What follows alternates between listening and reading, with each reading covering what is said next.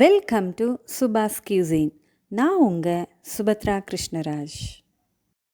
இன்றைக்கி நாம் சுவைக்க போகிறது பீட்ரூட் குருமா. நம்ம எல்லோருக்குமே தெரியும், பீட்ரூட்டில் நிறைய அயன் கண்டென்ட் இருக்குது. இதை அடிக்கடி உணவில் சேர்த்துக்கிட்டே வரும்போது அனீமியா வராமல் தடுத்துக்கலாம். இப்போது இந்த குருமா எப்படி செய்கிறதுன்னு பார்க்கலாமா? இந்த குருமாக்கு ஒரு பீட்ரூட் எடுத்துக்கிட்டால் போதும். அதனுடைய மேல் தோலை சீவிட்டு சின்ன சின்ன க்யூப்ஸாக கட் பண்ணிக்கோங்க. அரை ஸ்பூன் கசகசாவையும் 7-8 முந்திரியையும் கொஞ்சம் வெந்நீரில் ஊற வச்சுக்கோங்க.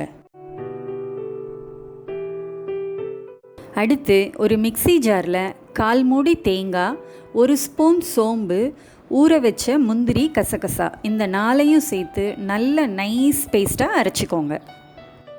முதல்ல ஒரு குக்கரில் 1 ஸ்பூன் நெய், கொஞ்சம் எண்ணெய் சேர்த்து 2 பட்டை, 5 லவங்கம், 1 ஏலக்காய், கல்பாசி கொஞ்சம், 2 பிரியாணி இலை இதையெல்லாம் சேர்த்து நல்லா பொரிஞ்சு வந்ததும் நறுக்குன பெரிய வெங்காயம் 2 சேர்த்து நல்லா வதக்கிக்கலாம்.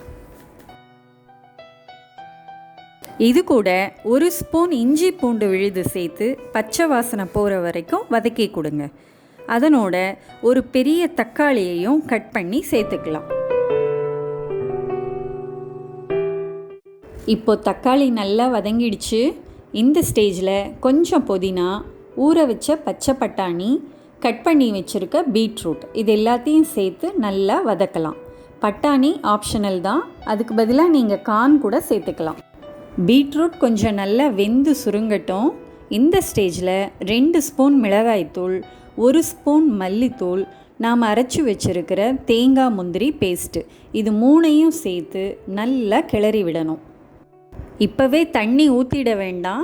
இது கொஞ்சம் நல்லா வெந்து சுருங்கி வரட்டும். அப்போ தான் டேஸ்ட்டு நல்லா இருக்கும். கூடவே தேவையான அளவு உப்பையும் சேர்த்துக்கலாம். இப்போ பாருங்கள், கொஞ்சம் நல்லா வெந்து சுருங்கி வந்துடுச்சு. இந்த ஸ்டேஜில் மிக்ஸி கழுவி வச்சுருக்கிற தண்ணியை ஊற்றி உப்பு, காரம் இதெல்லாம் டேஸ்ட் பண்ணி பார்த்துட்டு தேவைப்பட்டால் இன்னும் கொஞ்சம் தண்ணியையும் சேர்த்துட்டு குக்கரை மூடி வச்சுடுங்க. 2 விசில் வரட்டும்.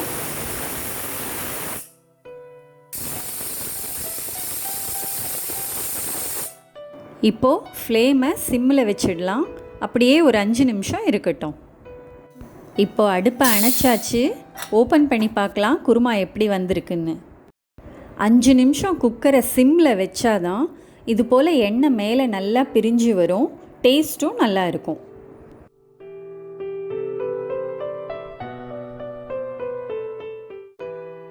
இப்போது இந்த பீட் குருமாவை ஒரு பவுலுக்கு ட்ரான்ஸ்ஃபர் பண்ணிக்கலாம்.